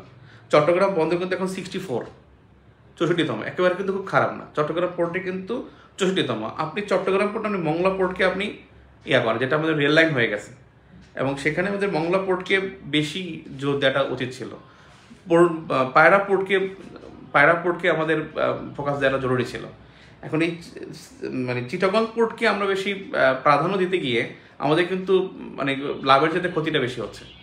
মংলা এবং পায়রা কিন্তু ব্যাপক অল্টারনেটিভ, কারণ আপনার মাতার বাড়ি কিন্তু অলরেডি সেট, হয়ে যাচ্ছে। তার মানে আপনার এখন কিন্তু এই অঞ্চলে দরকার, এই অঞ্চলে মংলা এবং পায়রাকে দরকার। হ্যাঁ, যদি আপনি এশিয়ান হাইওয়ের কথা চিন্তা করেন, সব কিছু মিলিয়ে এটা কিন্তু জরুরি। তো আমি কোন জায়গাতে ছিলাম, যেখানে চায়নার ফ্ল্যাগশিপ ডিপ্লোমেসি, এই ফ্ল্যাগশিপ ডিপ্লোমেসিটা মাথায় রাখাটা উচিত ছিল। এবং আমাদের এখানে কিন্তু ইউএসএর লোন কিন্তু কম, আমাদের হ্যাঁ সবচেয়ে বেশি লোন আমাদের ওয়ার্ল্ড ব্যাংকের, সবচেয়ে বেশি loan Bangladesh, world bank, second ADB, third হলো কিন্তু আমরা রাশিয়া কিন্তু থার্ড, এটা কি জানি কিনা। ইউএসএ কিন্তু আমাদের দেশ হিসেবে কিন্তু অত বেশি ঋণ নেই, আমাদের কিন্তু ঋণ প্রদান করে রাশিয়া বেশি, থার্ড কিন্তু রাশিয়া, দেন হলো আপনার চায়না, তারপর ইন্ডিয়া, তারপর ইউএসএ।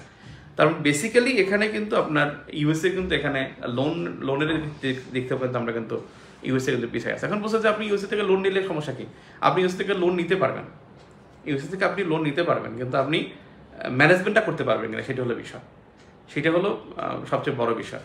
আমাদের এই জায়গাটায় ব্যাপারটা হলো যে আমি এটা বোঝাতে চাচ্ছি যে জাপান, কোরিয়া, ভিয়েতনাম, সিঙ্গাপুর এসব দেশের চায়নার ইন্টেনশনটা কম ছিল, বাট বাংলাদেশের চায়নার ইন্টেনশনটা অনেক বেশি। এই জন্য আমাদের এখানে সতর্ক হয়ে সিদ্ধান্ত গ্রহণ করাটা জরুরি। আমি সেটা বোঝাতে চাচ্ছিলাম, এই জন্য আমি এই কথাগুলো বলছি।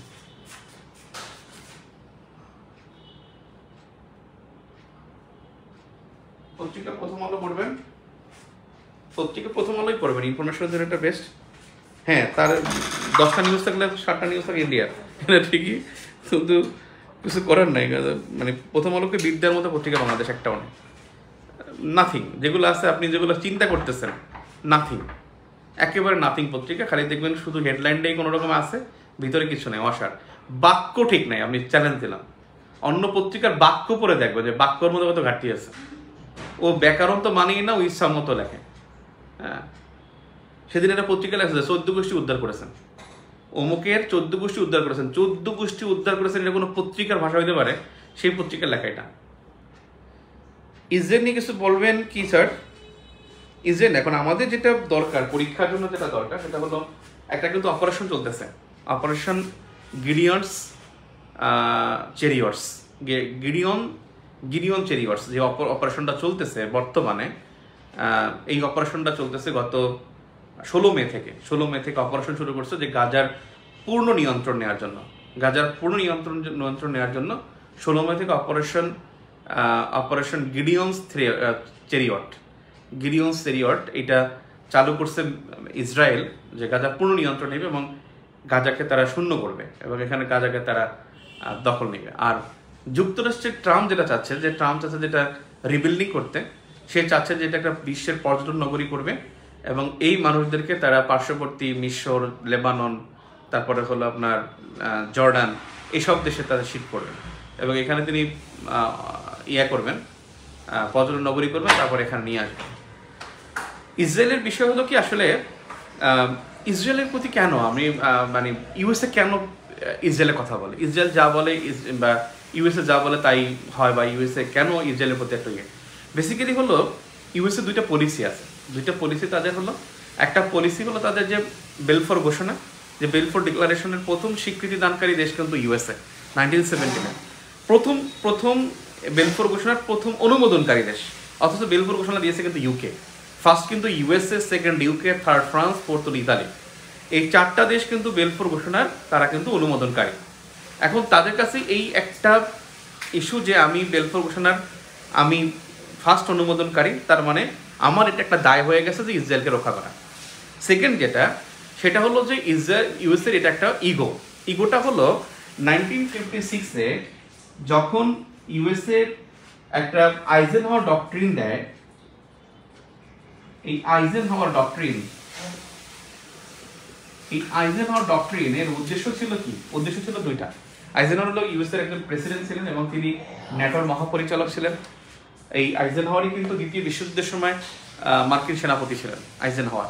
এই আইজেনহাওয়ারকে যখন সেনাপতি বানায় ট্রুম্যান, তখন সে একেবারে নিচ থেকে নিয়ে আসে। যিনি সব সেনাপ্রধান ছিলেন, নামটা ভুলে গেছি, উনি ছিলেন একটু অলস প্রকৃতির।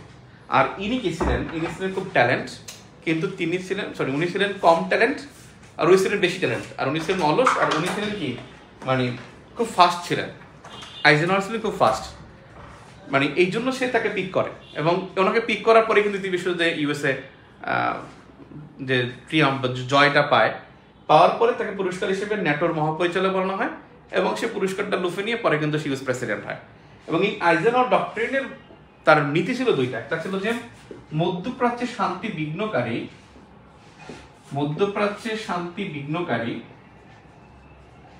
বিঘ্নকারীকে ইউএসএ মনে করবে সে ইউএসএ শান্তি বিঘ্নকারী, অর্থাৎ মধ্যপ্রাচ্যে যে শান্তি বিঘ্ন করবে সে আসলে ইউএসএ শান্তি বিঘ্ন করেছে। অর্থাৎ মধ্যপ্রাচ্যে শান্তি প্রতিষ্ঠা বা কাজ এটা হলো ইউএসএ, এটা একমাত্র ইউএসএ যে ইউএসএ মধ্যপ্রাচ্যে শান্তি প্রতিষ্ঠা করবে এবং মধ্যপ্রাচ্যের স্বার্থ নিয়ে ইউএসএ কথা বলবে এবং মধ্যপ্রাচ্যের জন্য বিশাল একটা অনুদান সে ডোনেশন দেয় এবং দেওয়ার পর বলছে যে মধ্যপ্রাচ্যের সবকিছু ইউএসএ। সেকেন্ড যেটা বলে সেটা হলো তার ইউএসএর জন্য একটা পলিসি যে এই পলিসির কারণে সে মধ্যপ্রাচ্যের কথা বলে, সেটা হলো যে যদি মার্কিন মিলিটারি ইন্ডাস্ট্রিকে টিকে রাখতে হয়, অর্থাৎ ইউএস মিলিটারি ইন্ডাস্ট্রিকে টিকে রাখতে হলে, মিলিটারি ইন্ডাস্ট্রিকে টিকিয়ে রাখতে হলে হয় ইউএসএ কে যুদ্ধ করতে হবে নয়তো যুদ্ধাবস্থা বিরাজমান রাখতে হবে।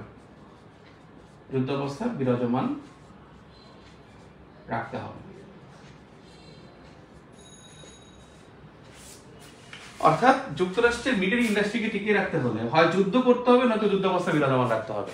অর্থাৎ এমন একটা অবস্থা তৈরি করবে যে আসলে যুদ্ধ হবে, সেখানে সবাই যেন সবার জন্য সেফগার্ড হিসেবে অস্ত্রীকরণ করে। এখন দেখেন পৃথিবীতে সবচেয়ে অস্ত্র রপ্তানি করে কে বেশি?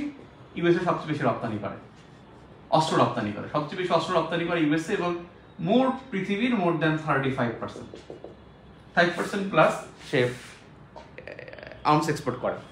এবং এই যে আর্মস এক্সপোর্ট করে, এক্সপোর্টের 52 ছিল, এখন 49% এক্সপোর্ট করে হলো মধ্যপ্রাচ্য। যুক্তরাষ্ট্র যে রপ্তানি করে তার 49% মধ্যপ্রাচ্যে সে রপ্তানি করে। এই জন্য মধ্যপ্রাচ্যে সে ক্রাইসিস লাগিয়েই রাখবে, এবং মধ্যপ্রাচ্য ক্রাইসিস লাগিয়ে রাখার কারণে আপনি একটা জিনিস দেখবেন, মধ্যপ্রাচ্যে সে ক্রাইসিস লাগিয়ে রাখার কারণ কি হবে? মধ্যপ্রাচ্য অস্ত্র কিনবে। আপনি কি জানেন $142 কোটি অস্ত্র চুক্তি হয়েছে কাতারের সাথে ইউএসএ? Do you know? আপনি কি জানেন যে 60 কোটি অর্থাৎ $60 বিলিয়ন একটা চুক্তি হয়েছে ইউএসএর সাথে ইউএইর, যেটা হলো আপনার $60 কোটি একটা চুক্তি হয়েছে ইউএসএর সাথে ইউএইর, সেটা হলো অস্ত্র চুক্তি, নিরাপত্তা চুক্তির নামে অস্ত্র চুক্তি। এখানে ইসরায়েল একটার পর একটা আধুনিক অস্ত্র ব্যবহার করবে। আপনি কল্পনা করতে পারবেন ইসরায়েল আপনি ব্যবহার করবে, এটা মানে সবাই জানবে যে ইসরায়েল ব্যবহার করে, এবং যে বোঝা সে বুঝবে যে এটা আসলে ইউএস এর অস্ত্র। আয়রন ডোম ইসরায়েলের, এখন যুক্তরাষ্ট্র করতেছে গোল্ডেন ডোম। আপনি কি মনে করেন ইউএসএ এখন গোল্ডেন ডোম করতেছে আয়রন ডোম দেখে? নেভার। ইউএস এর অনেক আগেই থার্ড ক্ষেপণাস্ত্র ছিল। এই থার্ড ক্ষেপণাস্ত্র যে terminal high altitude area defence, এই যে থার্ড ক্ষেপণাস্ত্র এটা কিন্তু দক্ষিণ কোরিয়া বসিয়েছিল 2017 সালে। 2017 সালে সে থার্ড ক্ষেপণাস্ত্র বসাইছিল। থার্ড ক্ষেপণাস্ত্র আমি একটুখানি ক্লারিফাই করি, এটা ধরেন নর্থ কোরিয়া, এটা হলো সাউথ কোরিয়া, একটু খেয়াল করেন। এটা হলো ইউএসএ, এটা হলো জাপান, এটা জাপান, আর এখানে হলো মানে ওকিনাওয়া, ইউএসএ যে দ্বীপটা ওকিনাওয়া, এখানে হলো এই ওকিনাওয়া হলো এখানে 7ম নৌবহরের কেন্দ্র। ইউএসএ 7ম নৌবহরের কেন্দ্র। অর্থাৎ যুক্তরাষ্ট্রের যে 7টা নৌবহর 7টা মহাদেশে, মানে 7টা মহাদেশে, এটা হলো যে 1, 3 আর 7, এই 3টা হলো প্রশান্ত মহাসাগরে 3 দিকে, তারপর হলো 5 হলো 5ম নৌবহর হলো ভারত মহাসাগরে, 6ষ্ঠ আর দ্বিতীয় 6ষ্ঠ হলো আটলান্টিক মহাসাগরে, আর দ্বিতীয় 4র্থ হলো আটলান্টিক মহাসাগরে, 6ষ্ঠ হলো ভূমধ্যসাগরে। আমি আবার বলি, প্রথম, তৃতীয়, 7ম নৌবহর, এইটা হলো প্রশান্ত মহাসাগরে যুক্তরাষ্ট্রের, আর দ্বিতীয়, 4র্থ এই 2টা হলো আটলান্টিকে, আর 5ম যে নৌবহর, ফিফথ যে ফ্লিট বা নৌবহর যেটাকে বলে, এটা হলো ভারত মহাসাগর, যেটা বাহরাইনের মিনাস সালামা দ্বীপের কেন্দ্র। 6th ফ্লিট যেটা হলো ভূমধ্যসাগরে। এইগুলো 5টা নৌবহর, অনেকে 7টা নৌবহর। অনেকে মনে করে যে 7টা নৌবহর মানে 7টা জাহাজ থাকে, আসলে এগুলো রিজন হিসেবে ভাগ করা। এখন দেখেন পৃথিবীতে গোল, এটা প্রশান্ত মহাসাগর, ঠিক এখানে কিন্তু ইউএসএ, এবং ইউএসএ কিন্তু যতটা চায়নাকে সে থ্রেটফুল মনে করে তার চেয়ে বেশি কিন্তু সে নর্থ কোরিয়াকে ভয় পায়। ইউএসএ এখানে আরো মজার বিষয় হলো যে পৃথিবীটা একটা খুব মেকি, আপনার কাছে খুব মানে খুব দেখবেন একটা মানে কিছুই না, প্রত্যেকটা সংকটের পিছনে দায়ী হলো 3টা জিনিস: আর্মস, ট্রেড অ্যান্ড মানে এনার্জি। এই 3টা আপনি দেখেন যত ক্রাইসিস আছে তার ক্রাইসিসের মূলে কিন্তু এই 3টা, হয়তো আর্মস, নয়তো ট্রেড, নয়তো এনার্জি।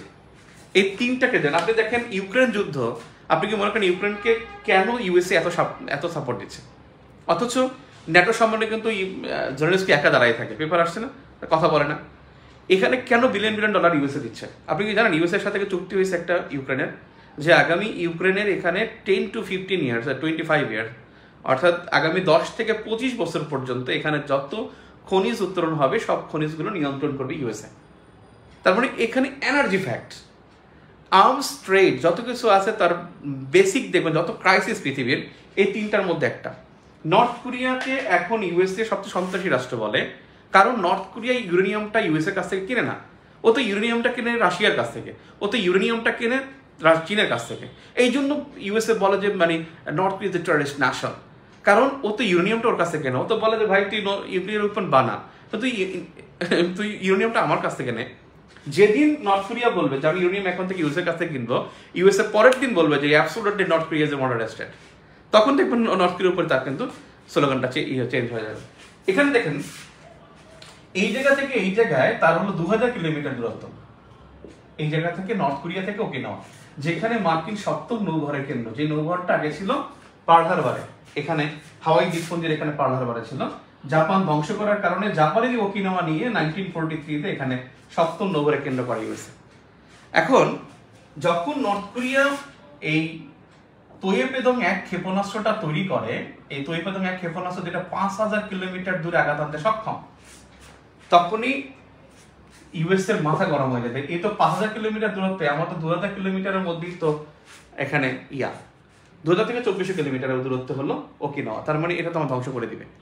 তখন সে কি করছে, এখানে এই থার্ড ক্ষেপণাস্ত্র বসিয়েছে।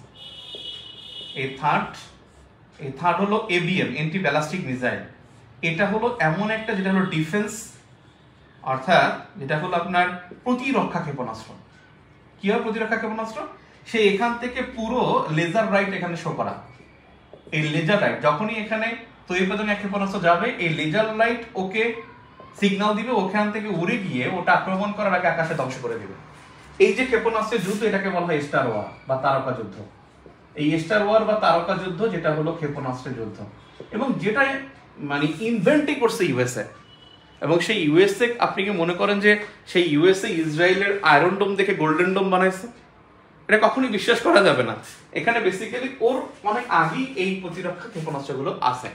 বেসিক্যালি ও চায় যে এটা বিশ্বাস করুক যে ইউএসএ যার বন্ধু হয় তার পাওয়ার কখনো কমে না। এই জন্য সে ইসরায়েলের যত শক্তি আছে, সে যদি অস্ত্র না থাকে, ইসরায়েল যদি বলে আমি কিনবো না, আমার কাছে টাকা নাই, ও ইচ্ছা করে টাকা দেবে। কারণ ও বুঝাবে যে ইসরায়েলের পাওয়ার মানে এটা ইউএসএর পাওয়ার, সারা বিশ্ব এটা দেখবে যে ইউএসএর হাত আছে বলে ইসরায়েল এখনো সবকিছু পারতেছে। এই জন্য ইসরায়েল থামতে চাইলো, এই জায়গায় থামতে দিবে না ইউএসএ বলো তুমি যে আগাও, কারণ এটা আমার পাওয়ারটাকে শো করতে সে চাইবে। এখানে বিষয় হলো যে আপনি দেখবেন নতুন নতুন অস্ত্র ইসরায়েল তৈরি করে নিয়ে আসবে, এবং এই অস্ত্রগুলো কার? এই অস্ত্রগুলো ইউএসএ। এবং আপনি এটা বিশ্বাস করেন যে এখানে ইউএসএ এত ক্ষেপণাস্ত্র বানায়, এটা ওটা বানায়, এটা আমার জানা দরকার আছে? ও তো জাস্ট এটাকে শো করে যে if you are strike me first then you will be stricken harder, এবং I have second strike capability, এইটা ইউএসএ শো করে। এবং এই জন্য সে কিন্তু একটার পর একটা ক্ষেপণাস্ত্র তৈরি করে এবং সে থ্রেটগুলো ক্রিয়েট করে থাকে। এবং সারা বিশ্বে যত যুদ্ধ অবস্থা বিরাজ করবে, যত যুদ্ধ হবে, সে তত বেশি এখানে কি অস্ত্র বিক্রি করতে পারবে। কারণ আপনি কি চাইবেন? আপনার কাছে AK-47 থাকলে আমি কি আপনাকে 303 রাইফেল নিয়ে আপনাকে যুদ্ধ করবো? আমারও তো AK-47 লাগবে, সেটার স্টোর ইউএসএ, এখন ওর কাছ থেকে আমি নেব। এবং ও জানে যে যুদ্ধে যত আধুনিক অস্ত্র হবে এবং ওর তত কি হবে, লাভ হবে। আর একটা জিনিস হলো যে রাশিয়া কেন যুদ্ধ করে, একটা ফ্যাক্ট আছে না? একটা জিনিস মনে রাখবেন, যখন দুইটা যুদ্ধ হবে, দুই জনের মধ্যে যুদ্ধ হবে, যুদ্ধ কিন্তু কখনো শক্তি দিয়ে জয়লাভ করা হয় না।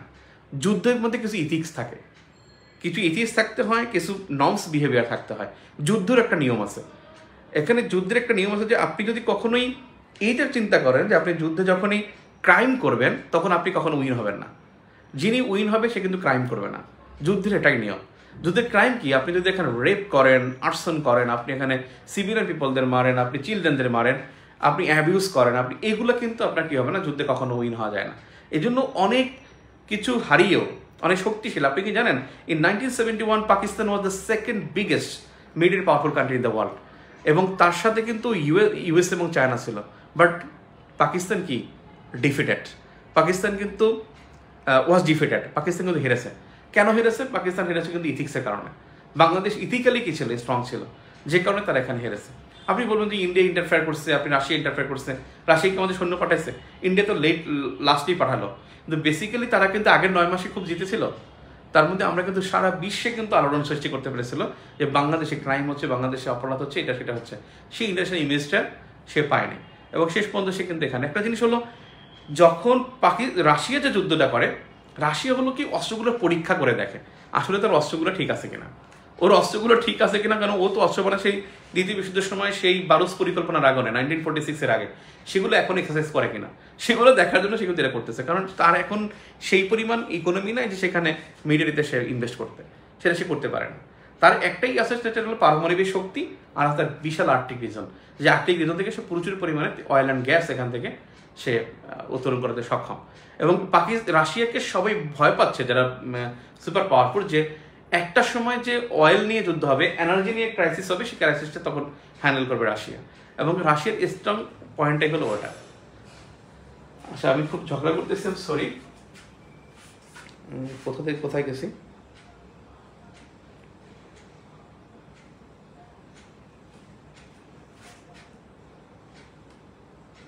$142 বিলিয়ন, বিলিয়ন নাকি কোটি? 142 বিলিয়ন হতে পারে, কোটি দেখছি না বিলিয়ন দেখছি আমার খেয়াল নাই। অনেক question so far. Okay, thank you, আজকে এ পর্যন্তই থাকুক। আল্লাহ হাফেজ। থার্ড ক্ষেপণাস্ত্র যুক্তরাষ্ট্রের, মনে রাখেন ক্ষেপণাস্ত্রের যুদ্ধকে তারকা যুদ্ধ বলে বা স্টার ওয়ার বলে, মনে রাখেন।